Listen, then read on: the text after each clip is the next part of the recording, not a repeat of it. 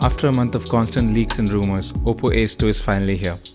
The device has shocked us all with the charging capabilities, which is fastest so far from any manufacturer. Hello friends, my name is Sunil and you're watching A2 Techno.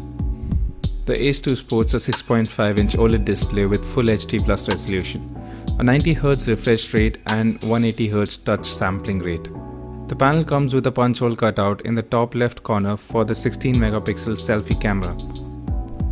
The Ace 2 has a quad camera setup that consists of a primary 48-megapixel camera, which uses Sony's IMX586 sensor, an 8-megapixel ultra-wide-angle lens with 119-degree field of view, a 2-megapixel depth sensor and a 2-megapixel macro camera. On the front, as mentioned before, there is a 16-megapixel selfie camera tucked away in the notch up front. The rear cameras are also supported by OIS and EIS for greater stability. For video recordings, the rear camera can record in 4K UHD at 60 frames and 720 slow motion videos at 480 frames per second. The front camera shoots 1080p at 30 frames per second.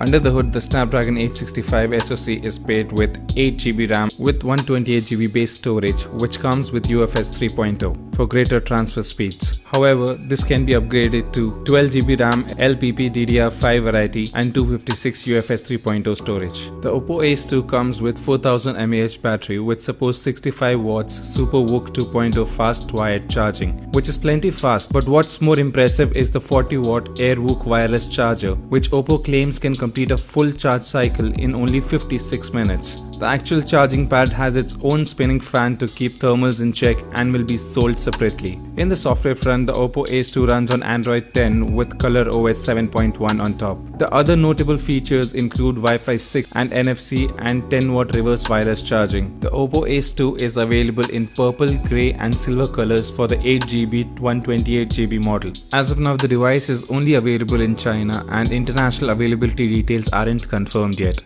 If launched in India, the device is expected to be priced around 40,000 rupees.